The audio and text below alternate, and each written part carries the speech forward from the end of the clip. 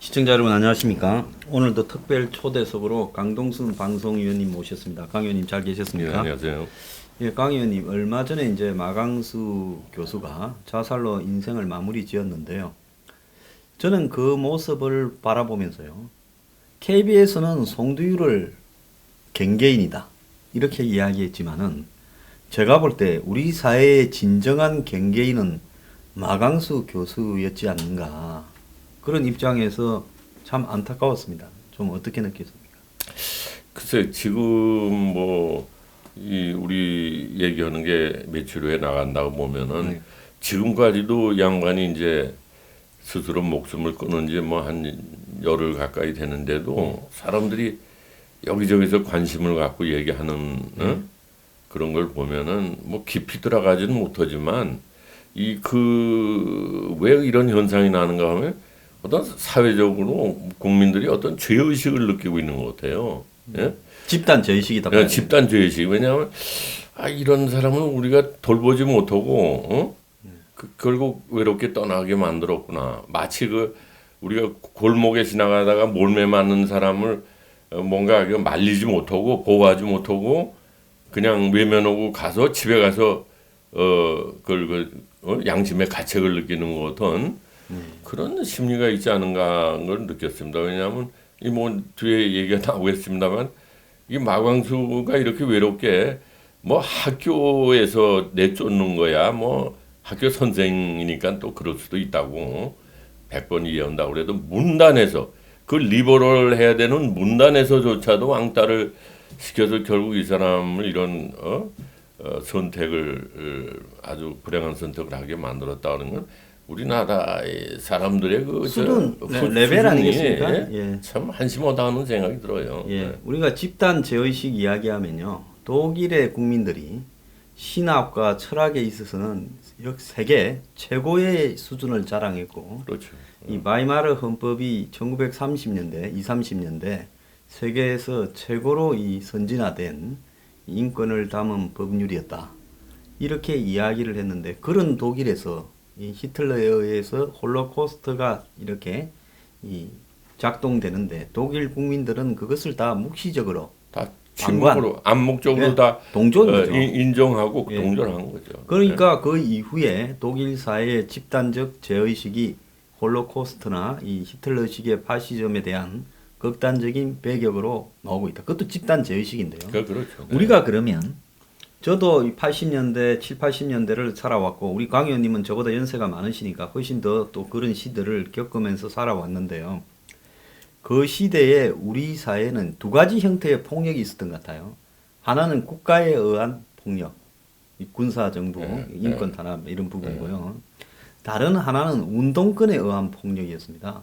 저는 이 주사파나 PD 같은 이런 운동권이 아니라 가보니까 아니라서 제 나름대로 제3의 길을 걸어왔는데요. 그래서 조직도 제가 개인적으로 만들어서 학생운동을 했고 사회운동을 했습니다. 근데 이런 제3의 방식에 가는 길이 얼마나 고통스러웠는가. 양쪽에서 저보고 다 욕했어요. 희한한 또라이가 나타났다. 서울대에. 왕따당하는 거죠. 예. 네. 그러면서 이 운동권에 의한 어떤 이 한마디로 절대적 도덕적 권위를 지녔다는 사람의 폭력도 무서웠다. 이렇게 바라보는데 악마와 싸우면서 악마를 닮아가는 거죠. 예, 요즘 거기 방송사들마다 우리가 2부에서 이야기를 하겠지만 노조에 의해서 지금 다 나왔지 않습니까? 지금 SBS조차도 지금 그러는 거 아닙니까? 그럼요. 예, 그러기엔 어떤 부분에서 저것도 일종의 폭력 중에 하나 아니겠습니까? 폭력이죠.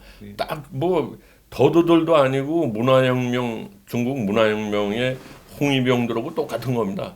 그 공포 분위기를 만들어서 저희들 먹고 살기 위해서 이래야지 내 직장에서 안 쫓겨나는구나. 그렇게 가는 거예요. 이게 부끄러운 거죠. 우리 한국 사람들의 멘탈리티 수준이. 예? 자, 우리 강 의원님이 보시기에는 이 마강수 교수를 한마디로 정의하자면 어떤 사람이었다라고 우리가 정의할 수 있겠습니까? 글쎄요, 마광수는 많은 사람들이 얘기합니다만 어떤 한국 사람들이 가지고 있는 위선을 고발하고 그 인간 본성에 대해서 아주 정직하게 말하려는 그런 어떤 용감하고 정직한 천재인데 이 사람이 좀 심약해. 그렇게 자기 신념을 가지고 있으면 정말 그 꽃꽃이 같더라면 좋은데 심약하니까 스스로 악화가 양화를 구축하는 것 같이 세상을 버리고 떠난 거예요. 그래서 그분에 대한 제자들이나 아는 사람들의 글들이 사후에 많이 나오는데 읽어보면 모르는 학생이 인사를 하더라도 이렇게 따덕여주고 아주 젠틀하게 그 인사를 받아주는 대부분 교수들이 학생들한테 반말을 하는데 그러지 않았다 그래요. 그리고 학생들이 무슨 어떤 진학이나 취업이나 이런 부분을 상담을 하면 굉장히 걱정을 해주고 또 술자리나 밥자리에서 저는 무엇보다 이 부분이 중요하다고. 계산을 자기가 있었던 자리는 자기가 했다 그래요. 나는 대학 다니면서 그런 교수를 한 번도 본 적이 없습니다. 참 보기 힘들죠. 네, 보기 힘든 사람이고요. 그리고 또 뭐 지금 조금 이 왼쪽에 서 있는 한 사람이 장문에 글을 실었던데 거기 보니까 이 자신이 국문학과 대학원을 가겠다 했을 때 이 마 교수가 지금 먹고 살기 어려운데 이 시기에 이 국문학과 대학원을 오겠다고 자처하는 저런 학생을 뽑아야 된다 해서 그냥 바로 대학원 입학 심사에서 통과가 되었다. 이런 이야기도 있고 또 후배한테 끊임없이 전화를 하는 이런 모습도 있어요. 단 이 사람이 사회적 관계에서 익숙하지 못해서 굉장히 좀 샤이했던 것 같고 또 자신이 무엇 때문에 그러는가를 이렇게 한번 깨지고 나니까 이 공권력의 폭행에 의해서 또 이 문단의 문화계의 학계의 외면에 의해서 그 저항을 하기를 꺼려하고 내면으로 움츠려들면서 이렇게 망가지는 어떤 인간적인 한계도 가졌던 것 같아요. 그렇죠. 그래서 우리 이 양반은 이제 저는 뭐 아주 정직하게 말씀드려서 이분의 그 뭐 즐거운 살아 이런 책도 못 읽어봤습니다. 근데 뭐 저도 어떤 면에서 보면 이런 위선적인 사회에 상당히 그 포함되어 있다고 봐야죠.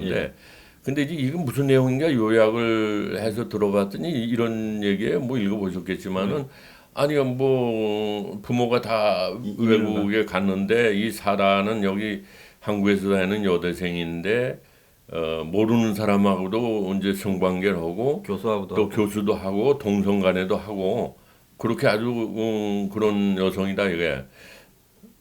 아니 뭐 그게 뭘 어쨌다는 거예요. 그게. 아니 그것도 상상의 세계고 그 문학이라는 게 그런 상상의 세계를 표현할 수 있는 거고 그걸 가지고 이 국가 권력이라는 게 법이라는 게 그런 문화 예술 분야를 단죄할 수 있다고 생각하는 발상 자체가 매우 후진적이라는 거죠. 문학이라는 거는 이 문학이나 예술은 철학과 종교에 가까이 있는 거고 법은 그 밑에 있는 겁니다. 근데 그거를 저희들 잣대로 뭐 이게 미국 경우에는 뭐 아시겠습니다만 뭐 미국 수정 헌법 1호에는 프리덤 오브 스피치 표현의 자유를 제약하는 어느 법도 제정하면 안 된다. 그게 나와 있습니다. 이게 우리나라에 이렇게 뭐 지금 뭐 25년 전인데 91년이라는 게 그때나 지금이나 큰 차이는 없어요. 요즘에도 방송하는 그 젊은 사람들 뭐 해설가라는 사람 아주 요즘에 제가 읽어봐도 좀 심한 것 같더라고요. 저런 친구들이 아직도 이게 말이에요. 저 2017년에 있으니까 이 나라는 그러니까 이게 이랬답니다. 이 마광수 교수가 살아 있을 때 한승원 변호사가 이제 그 변호했는데 뭐 세월이 많이 흘러 그래서 이 마광수 교수가 한승원 변호사한테 이거 다시 한번 이 법으로 호소를 해서 재판을 받아 재심해 보면 어떨까요? 그때 한승원 변호사 우리 사회는 변한 거 없다고 해봐야 똑같은 결과가 난다.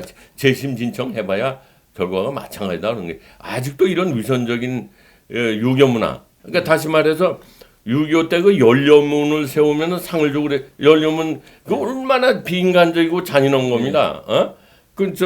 남편이 죽었는데 너 수저를 평생 하면은 잘했다고 상을 주는 그런 문화. 그건 이 진짜 가부장적인 남성의 마초적인 그럼요. 한마디로 남자들은 성적 독점에 관한 그건 말도 안 해. 남자는 일처 다첩주의예요. 조선 왕조가 처는 하나 두고 첩은 아무리 많이 둬도 관계없는 거예요. 이런 이중 삼중적인 위선 문화에 대해서 이 사람이 고발을 한 거죠. 근데 제가 참 희한한 부분은요.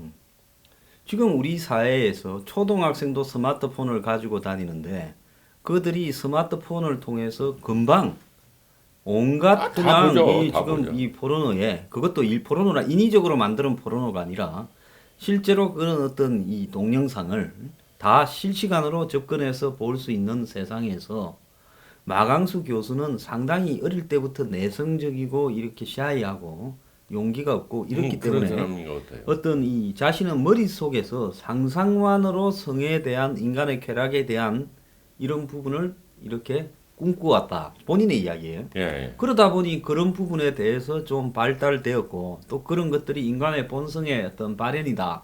근데 우리 사회는 전부 위선과 가식을 떨고 있어서 그렇게 이야기했다. 그러면서 자신에 대해서 재판하고 단죄하고 또 자신을 비난한 그름한 교수들이나 관료들이나 법관들이 저녁에는 다 룸살롱에 간다. 별짓 자, 다 보세요. 하네. 우리 예? 사회 검사들이나 무슨 이런 사람들이 지역에 가서 스폰서들하고 어울려서 그런 룸살롱 다니고 성매매하고 많죠. 한 일이 예? 한두 개입니까? 예. 자, 자신들이 그렇게 하는 것은 괜찮고 안경환이가 그걸 반대한다는 나는 이번에 안경환에 대해서 저 지난번에도 혐오했지만은 자기가 남자가 무슨 사는 법입니까? 책에 무슨 여성에 대해서 담고 있는 가치를 이야기하고 어쩌고 저 자식은 그렇게 교육을 시키면서 또 자식 교육시키는 걸 이야기를 하고 그러면서 이 마강수는 하수도라라고 이야기를 했는데 저 재판정에서 그랬죠. 예. 제가 알 예? 때 한성은 변호사는요. 제 옛날에 한번 뵌 적이 있어요. 예. 굉장히 꼿꼿하고 떳떳한 원칙적이다. 양반이네. 이 양쪽, 야쪽, 예. 과거 야쪽, 지금 좌쪽에 있지만은 DJ 변호도 예. 하고. 이 그분의 어떤 대외적인 어떤 모습이나 이런 걸 보면 정치에 이렇게 쉽게 나서지도 않고 굉장히 꼿꼿하고 예, 나름대로 꼿꼿한 분이에요. 소신이 있는 사람이 예. 마강수 교수 재판을 전혀 돈 때문에 그분이 맡아줬다고도 안 아, 봐요. 아마 맡으려는 사람이 제대로 없어서 없었을 맡았을 거예요. 거야, 아마. 예? 예, 그래서 그분이 맡아줬을 건데 왜? 그것은 이 마강수 교수를 좋아하든 좋아하지 않든 떠나서 이런 어떤 이 상식의 관점에서 봤을 때 폭력이다라고 생각해서 그분이 아마 맡았을 거예요.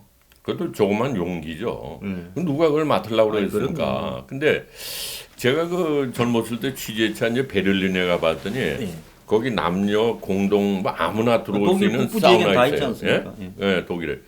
그래서 저도 이제 호기심에서 한번 가봤더니 오히려 호기심을 가지고 간 사람들이 이게 창피한 거야. 그건 가족들도 데려오고 애인들도 오고 그래.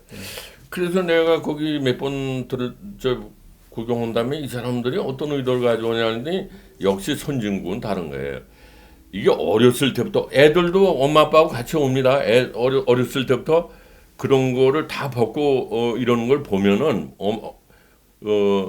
이게 뭐 호기심이라는 게 별로 발동하지 않는 거예요. 아 남자 이렇게 생겼고 여자 이렇게 생겼구나. 자연 그대로 이게 그 사람들이 그런 걸 익숙하게 하기 위해서 해서 나중에 그 성범죄 같은 것도 예방하자는 의도가 있지 않느냐. 실제로 그 포르노에 대한 단속이냐 개방이냐를 조사를 해보니까 네.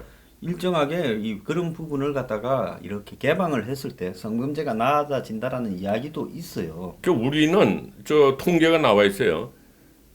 성범죄가 다른 서구 뭐 선진국이나 일본보다도 10배가 더 많대. 현저히 높죠. 10배가 더 많대. 예. 이렇게 도덕을 앞세우고 이런 위선적인 국가에서 뒷구멍으로 그런 범죄가 요즘에도 판사나 뭐 검사 이런 사람들이 그 몰카 들고 다니고 그러잖아요. 예, 지금 제가 사실 이 종교계 이야기를 안 할 수도 없는데 이 목사나 스님들, 신부님들 계시지만은 이 종교계가 마강수 교수에 대해서도 그때 많은 비판을 했을 거예요.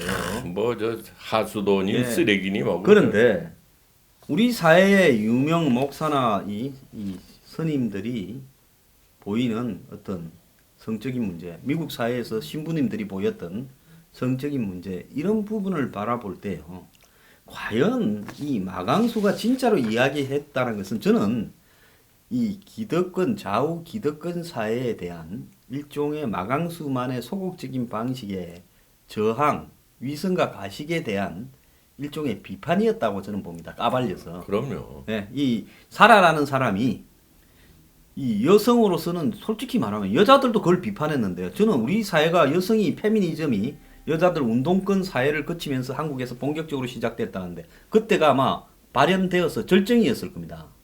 그 형님이라 불렀잖아요. 아, 그렇죠. 여자들이 형이라고 그 불러 운동권 그러죠, 형이라고 여자들이. 부르잖아요. 예?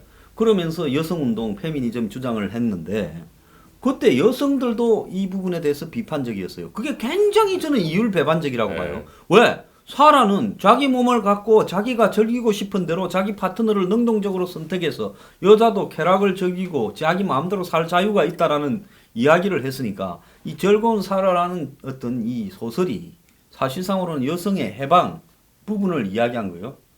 그러니까 오늘날 뭐죠? 그걸 뭐라 그래요? 그 여자들이 가서 저 남자 저 술 심부러 오는 사람 호스트바. 호스파가 나오잖아요. 돈 많은 여자들이 가서 그리고 내가 이런 생각을 했어요. 나 이게 아주 내 혼자 이 문제를 생각하면서 발상을 한 건데 만약에 성경에 가늠한 여자를 바리새이파가 데려와서 예수님 앞에 이렇게 보여주면서 우리가 모세부터 내려온 율법에 의하면 이런 여자는 돌로 치게 돼 있는데 예수 당신은 어떻게 생각하셔? 그럴 때 예수님이 뭐 땅바닥에 이렇게 보고 글을 쓰신 다음에 고개를 들고 여러분들 중에 죄 없는 사람은 돌로 쳐라. 그랬더니 나이 많은 순서대로 사라지기 시작했다. 이런 대목 있잖아요. 근데 난 그걸 보면서 그래도 유대인들은 바리새이파들은 점잖은 사람들. 만약에 한국 놈들 같으면 난 죄 없다고 돌을 던졌고 또 그 중에 머뭇거리고 안 던지는 사람은 아마 그걸 인서러고는 바리새이파가 너 지금 안 던져 하고 이름을 적어갔을 거예요. 이게 우리 한국 사회에 건강하지 못한 그 멘탈리티가 아니냐 하는 거예요. 예. 예? 그래서 그 마강수 교수가 시의 상징적 해석이나 초반에는 천재적인 사람이었다. 처음에 홍대 교수를 했는데 28살에 예. 교수가 되고 예. 그러다가 이제 33살에 박두진 연대 네. 박두진 선생이 이제 연대 발탁을 국문과 하고, 교수를 네. 하다가 청록파 시인으로 유명한 분이죠. 그분이 이제 빠진 자리에 마 교수가 들어가니까 얼마나 많은 사람들이 물론 국문과는 유학을 가지 않고 국내야 되지 국문과가 유학을 갈 거는 아니잖아요. 갈 필요가 없죠. 그렇죠. 그런 어떤 국문과에서 봤을 때 엄청난 시기와 질투의 대상이 되었을 수는 그럼, 있는데 네. 그 전까지 윤동주를 이야기를 하면 윤동주는 저항 시인, 그 다음에 무슨 기독교 계통의 시인 이런 식으로만 윤동주를 해석을 했고 윤동주를 저항 문학이라고 했는데 마강수가 최초로 윤동주 시를 윤동주는 부끄러워했다. 예? 하는 부분을 그 윤동주 시의 모든 부분에 그것이 나와 있다. 부끄러움으로 윤동주를 정의를 했다는 겁니다. 닮은 사람이 그거를 발견한 거예요. 네. 닮은 사람이. 네. 예? 그러니까 윤동주 시인도 그 이 굉장히 시대에 대해서 고민을 했는데 그렇다고 적극적으로 저항하면서 앞에 싸우지도 못했고 그렇지만 양심에 괴로워하면서 그 괴로움을 시로 낸 부분을 마강수 교수가 또 그런 어떤 비슷한 어떤 이 생각을 가지고 있다 보니까 그것이 가장 윤동주를 이렇게 제대로 해석하는 부분이 되었다. 그런데 이분이 이제 어느 정도 자신의 입장을 취하고 난 뒤에 사회가 이제 관심을 가졌잖아요. 뭐 장미 여관이니 네. 나는 뭐 야한 여자가 좋다라는 이런 시나 뭐 수필 이런 것들이 히트를 치니까 이제 개인적으로 좀 우쭐해질 수도 있죠. 그러니까 본격적으로 자신감을 가지고 자기 속을 드러냈는데 사회가 이제 돌을 던졌는데 그런데 이 사람이 이야기한 부분에 성적인 근엄성을 가지고 있는 보수 진영이 당시에 부정적으로 됐다는 게 이해가 가요.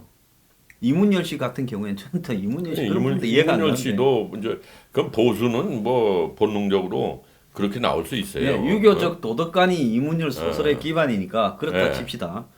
그러면 이제 왼쪽은 이건 표현의 자유를 보장하라고 앞장서서 싸워서 투쟁을 해야 될 사람이 왼쪽인데 왼쪽도 대부분은 침묵을 지켰고 문학계 일부만 마강수 교수를 처벌해서는 안 된다 이야기를 했거든요. 그럼 왼쪽이 왜 침묵을 지키느냐? 마 교수가 평소에 학생 운동을 갖다가 그 당시에는 대학가를 뭐 학부뿐만 아니라 대학원까지도 학생 운동이 뒤덮어서 솔직히 말하면 학생 운동이 대학에서만큼은 절대적인 도덕적 우위와 이 선이라는 이런 걸 가졌어요. 그래서 이 공지영이 수업 중에 마 교수가 운동권 학생의 이 뭡니까 도덕적 우위라든지 이런 의식 자체를 비판하면서 뭐라고 하니까 뛰쳐나가 버려서 학교로 안 왔다는 거 아닙니까, 그죠? 그러니까 이마 교수는 자기 뭐 어떻게 보면은 좀 사회성이 부족하다고 볼 수가 있죠. 생각나는 대로 좌파 우파 이런 걸 생각 안 하고 비판한 거예요. 그러니까 뭐 좌파도 뭐 자기네들 편이 아니다 생각하고 보호할 생각을 안 하고 막 뭐 그때 뭐 공지영이나 이회수 같은 사람도 뭐 좋지 않은 얘기를 하고 그랬나 봐요. 그러니까 뭐 그렇다고 그래도 큰 틀에서 볼 때 표현의 자유라는 건 진보 쪽이 뭡니까 다른 말로 하면 리버럴 아니에요? 리버럴은 자유주의적인 걸 포용을 해야 되는데 이런 사람을 보호를 못하고 같이 보수하고 같이 왕따를 시켰다는 거는 진보 자격이 없는 거예요. 그건 깡패 집단이지. 그래서 예? 사실 저는 개인적으로 뭐 이런 말을 할 자유는 누구나 있습니다만 유해수 소설을 보고요. 나는 이게 소설인가?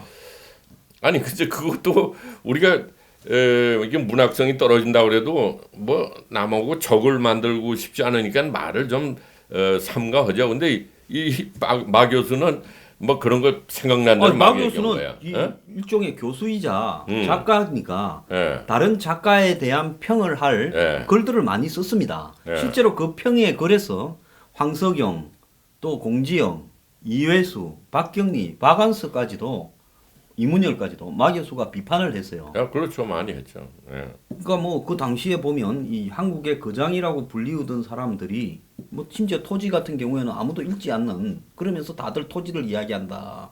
또 무슨 황석영은 그래도 잘 하는데 그나마 그런데 이 장길산이나 이런 부분이 선동주의 뭐 문학이다 이런 표현을 썼거든요. 그거 아무나 하면 못하죠. 왜 아무나 못하죠. 왜냐하면 문학계에서 그런 말을 한번 꺼내서 거장들을 비판하는 순간에 그 패거리한테는 저 장길산 같은 거 비판하는 거는 그건 뭐 좌파들이 가만히 있겠습니까? 예, 그러니까 마 교수가 이 당시에 이 실천주의 문학이라고 해가지고 그 당시 뭐 창작가 비판 있지 예, 않습니까? 예. 그 이 문학지를 중심으로 창비, 이 쭉 예. 있는 이런 문화인들에 대해서 운동권을 앞세워서 본인의 실력에 비해서 과도한 대접을 받고 있고 문학에서 너무 그런 것을 넣어서 문학의 본질을 흐리고 있다라는 비판을 이데올로기가 문학의 예술성을 끌고 간다. 이게 예. 잘못된 거죠. 예. 그리고 이 양반은 또 이 성매매 특별법에 대해서도 아주 그냥 혹독하게 비판을 했다고요.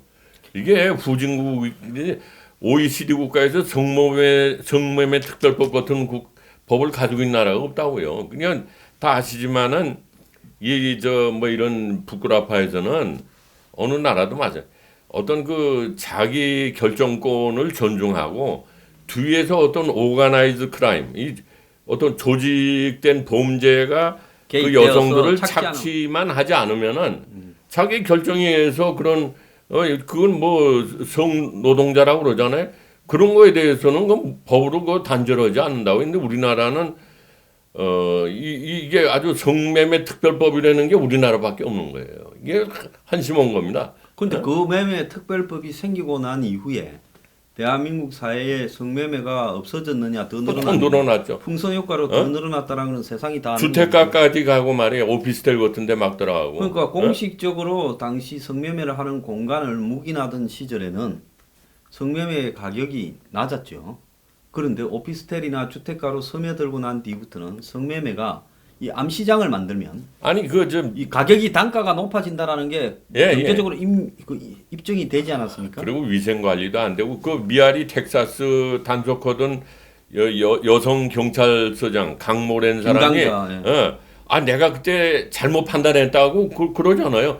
그런 식으로 해서 해결이 안 되는 거죠. 이게 이 인간이 사는 데는 상수도 하수도가 다 있기 마련입니다. 근데 그럼 먹기만 하고 배설을 안 합니까? 이런 무식하고 정직하지 못한 정책이 사회를 다 풍선 효과예요. 여기 누르면 다른 데로 빠지는 거지 없어지는 거 아니에요. 그리고 이 몸을 파는 한국 여자들이 뭐 미국, 카나다, 호주, 일본 다 퍼져나간 전 세계 굉장히 많습니다. 이게 사회 문제가 되고 있어요. 예.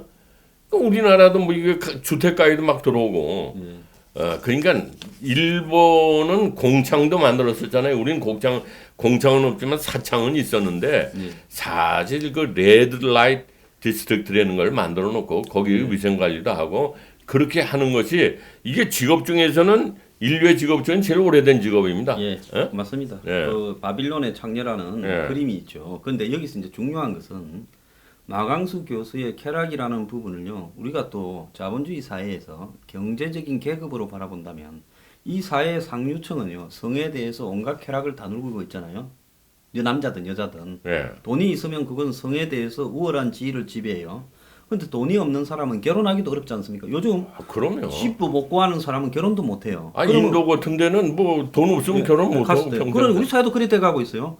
그러니까 1년에 이 3, 4만 명이 지금 뭡니까? 외국이나 하고 이 다문화 결혼을 하는데 그 중에 한 40%가 깨지고 있어요.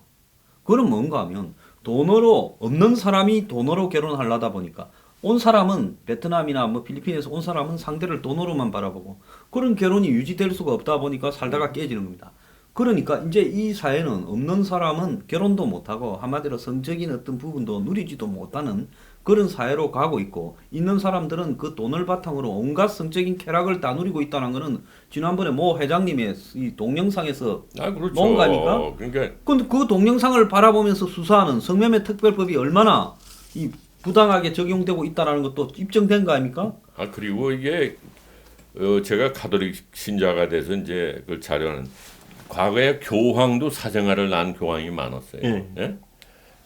이 가톨릭도 옛날에는 11세기 전까지는 결혼을 해도 되는 걸로 신부들이 그랬어요. 근데 11세기 되면서 이제 그걸 독신주의로 가는데 그 뭐 교황 뭐 아까도 말씀드린 저 목사나 신부뿐만 아니라 스님들도 그렇고 뭐 인간이 그런 거라고요. 그리고 뭐 우리도 정치한 사람들 중에 뭐 박정희 대통령이나 뭐 YS나 DJ도 사생활 하나 났어요. 예? 근데 그 호적에 올려달라고 에미가 그러니까 안 올려주니까 에미가 목 매달아 죽었어요. 아는 사람 다 알 거야. DJ를 예수님보다 높이 존경하는 분들은 이 사실을 알아야 돼. 이게 왜냐하면 미국의 케네디나 클린턴도 이게 성적인 욕구라는 건 인간이 생긴 게 그렇게 생겨 먹은 거예요. 나는 천사다. 우리는 천사도 되고 악마도 될 수 있는 걸 다 가지고 있는 겁니다. 이렇게 위선적으로 해가지고 위선적인 성매매 특별법을 만들어 놓고 이런 식으로 하면 안 된다고요. 그래서 마이클 샌더리라고 왜 정의란 무엇인가 쓴 그 사람도 뭐라고 그랬냐면 앞으로 이게 사람의 결혼제도에 국가가 개입하는 지금 혼인신고라는 게 국가가 개입하는 거는 이런 제도는 없어질 것이다. 개인 간에 사르트르하고 보바르 같이 계약에 의해서 이렇게 살고 서로 뜻이 안 맞으면 헤어지는 그런 거로 갈 것이다. 이렇게 그 사람도 그런 주장을 했는데 우리나라가 벌써 그렇게 되고 있잖아요. 결혼은 이제 필수가 아니고 선택이다. 관공제도 이제 사라지고. 결혼 꼭 안 해도 된다. 서로 뜻이 맞는 사람들끼리 일정 기간 살다 헤어져도 되고 그런 트렌드로 가고 있는 겁니다. 그래서 이게 이 마 교수가 10년 뒤에는 내 이 글이 진부한 글이 될 것이다 했는데 글이 됐죠. 지금 이제 요즘 즐거운 살아 책이 당시에 이제 판금돼 가지고 지금까지 못 나오는데 팔렸던 책이 이제 시중에 한 10만 권쯤 있는 모양이에요. 그래 25만 원이라고. 25만 원 싸게 사면 뭐 몇만 원 주고 살 수 있다 어쩐다는데 지금 우리가 유명한 세계적인 이 20세기의 음란 소설로서 이 초반에 문제가 됐던 게 D.H. 로렌스의 그렇죠. 채틀리 부인의 사랑, 그 다음에 헨리 밀러의 북 해기서, 그 다음에 이제 제임스 조이스의 율리시스. 이건 읽어본 사람이 거의 없을 거예요. 솔직히 저도 못 읽어봤습니다. 율리시스는요. 다 서양에는 그런 게 다 있다고요. 그래서 거기에 나온 성적 묘사가 당시로는 엄청났다. 이래서 이런 소설들이 다 판금되거나 법적인 처분이 되거나 이런 난리를 겪었는데 이 채틀리 부인의 사랑 같은 경우는 1923, 4년도에 나왔죠. 이게 그렇죠. 1차 대전 때 부상당한 남자가 부상을 당해서 성불구가 되니까 그 여성이 이 사냥터지기하고 뭐 이렇게 이런 건데 그런데 이 소설이 우리 어릴 때만 해도 초등학교 다니고 중학교 고등학교 다닐 때 이 소설이 엠마누엘 그 부인에 나왔던 그 여자가 이거 당시에 여러 번 영화를 만들어졌는데 주연을 한 게 나왔어요. 그놈 본다고 다 난리를 피우고 했는데 아 지금 보면은 더 정말 아무것도 고상하죠. 고상해. 한국의 그 에로 영화 뭐 예. 요즘 IPTV나 보면 많이 있는 그런 영화보다도 훨씬 더 건전한 고전 문학에 불과한 거죠. 어떤 유명한 정진영 감독이 유명한 감독이 있었어요. 그 아주 재미있는 표현은 그게 말이야 정부에서 뭐 검열한다고 막 설치그러는데 한시먹이 짝이 없다 이거예요. 왜냐하면 남녀가 성행위만 딱 편집해야 돼 그것만 보여주면 동물행위예요. 그러나 영화 전체를 남녀가 사랑하는 앞뒤 과정을 이렇게 보여주면 그 행위가 아름다운 거라고요. 근데 이건 예술적인 표현인데 이걸 그것만 딱 잘라서 보고 이거는 말이야 외설이다. 이게 말이야 공무원이나 법을 가지고 있는 사람들의 발상이 그런 거예요. 예? 자, 이 마 교수가 시대를 앞서다 갔다 했는데 우리 사회가 그만큼 문화의 깊이가 형편없다라는 걸 예, 의미하는 거 맞습니다. 아니겠습니까? 네. 그 문화의 다양성이라는 게 요즘에 뭐 4차 혁명 시대 또 인공지능 시대야말로 문화의 다양성이라는 게 매우 중요한 겁니다. 이게 수평적인 사고를 해야지 여러 가지 괴짜들이 천재들이 살아남고 거기서 좋은 아이디어가 나오고 스티브 잡스도 나오는 거지. 삼성같이 대기업이 어떤 종적인 조직을 가지고 우리나라가 뭐 벤처를 키운다고 공무원들이 뭐 벤처 한번 망한 사람은 돈 안 대주고 망한 사람은 요번에 좀 짐 로저스라는 사람이 그러잖아요. 그 투자자들이 망한 사람을 계속 돈을 대줘야지 뭐가 벤처가 된다. 근데 우리는 뭐 담보스라 그러고 이런 그 수직적인 종적인 문화에서는 안 되고 이런 마광수 같은 천재들을 아인슈타인 그런 얘기도 있어. 아인슈타인이나 뭐 이런 에디슨 같은 사람이 우리나라 왔으면 아마 밥도 못 먹고 살 거다. 한국에 취업을 한 네. 대기업 이런 세계적인 한국의 대기업에 취업을 한 이 서양 애들이 하나씩 있어요. 페이가 좋으니까 네. 다 몇 년 못 있고 그만두면서 하는 말이 있습니다. 맞아요. 그 바로 그거. 회사가 모든 것이 획일적이다. 회식부터 보고부터 시작을 해서 업무까지도 전부 획일적이다. 그리고 군대 문화가 퇴근 후에도 적용되고 네. 있다는 거죠. 네. 그러니까 이런 획일성이 어느 정도까지는 효율성을 낳을 수는 있지만은 이 획일성이 한마디로 한국 사회에서 가장 앞서 있다라는 IT 기업이 최고 획일적이에요. 그러면 그 획일적인 문화가 결국은 한국 사람들에게 곳곳에 다 반영이 돼 있는 거예요. 중소기업부터 공무원 사회까지 전부 다가. 그런 이런 사회 속에서 한국 사회가 어떻게 이 4차 산업혁명이라는 거는 이 컨텐츠고 그럼요. 소프트웨어고 한마디로 지적인 이 어떤 이 창조. 그 박근혜 대통령이 창조 경제라고 말했지만은 본인이 가장 덜 창조적이었지 않습니까?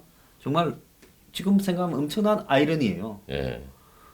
그런데 이 마강수 같은 이런 시대를 앞서가는 사람, 조직에 속하지 않고 어디든 비판하는 사람에 대해서는 밟아버리고 또 더 나아가서 이 획일 문화에 들어오지 않는 사람은 이단화 취급을 해버리면 이 사회가 나아가는 방향이 결국 군사 문화적인 아니 획일적인 그래서 운동권적인 제가 이런 것만 이 문제를 생각하면서 황 소장님이나 저나 우리는 비판 의식이 강하고 또 부패하지 말아야 되겠다 하니까는 그렇다고 진보도 아니고 또 부패한 보수하고 어울릴 수 없고 우리도 마이너리티 왕따에 속하는 것이 아닌가 그런 생각을 해봤습니다. 저는 예? 이번에 마강수 부분에 마음이 짠해서 예. 두 번이나 개인적인 평론을 했는데 그 이유가 가만히 생각해 보니까 내 처지나 마강수 처지나 별로 다를 바가 다를 게 없다. 없어요. 동질감이죠. 예.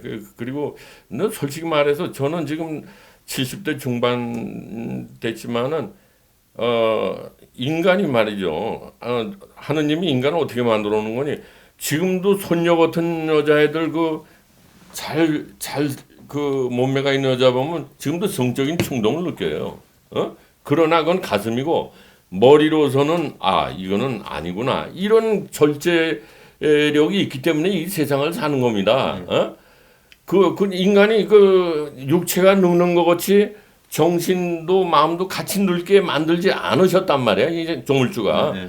그래서 발생하는 문제예요. 그러니까 인간이 어떻게 생겼는 걸 알고 그 인간이라는 몸에 맞는 옷을 법과 제도를 만들어야 되는데 이게 엉터리 법을 성매매 특별법 이런 거 만들고 후진적 마강수 같은 천재를 밟아 죽이고 이런 사회에서 어떻게 4차 산업혁명을 하겠다. 이거는 꿈도 꾸지 말아야 되는 겁니다. 예. 그래서요 우리가 이런 성을 바라보는 관점을 가지고 보수니 진보니 논하는 게 얼마나 어리석고 우스운 일인가. 제가 또 마강수를 2번을 했더만 어떤 분들이 저한테 댓글을 달아놨는데 제가 댓글을 보고 사람의 성에 대해서 이 보수 진보라는 시각을 적용하는 거 진짜 우리 사회에서요 이 획일성에 대한 자유 마강수는 성으로서 그걸 표현해냈지만은 딱히 그게 성에 해당되는 문제가 아니라 그냥 가치관이나 사고에 있어서 획일성을 탈피하는 부분이 중요하다는 문화의 다양성. 예. 마 교수도 그런 얘기를 했더라고요. 아 우리 삼권 분립 정치하고 문화하고 경제 다 분리가 돼야지. 왜 이렇게 아니 강연은 교수를 갖다가 체포영장도 없이 잡아가는 이게 국가 폭력 이게 말이나 됩니까? 이런 거는 이제 조금 우리가 벗어나야죠. 예. 예. 좋은 말씀입니다. 오늘 좋은 말씀 나눠봤습니다. 감사합니다.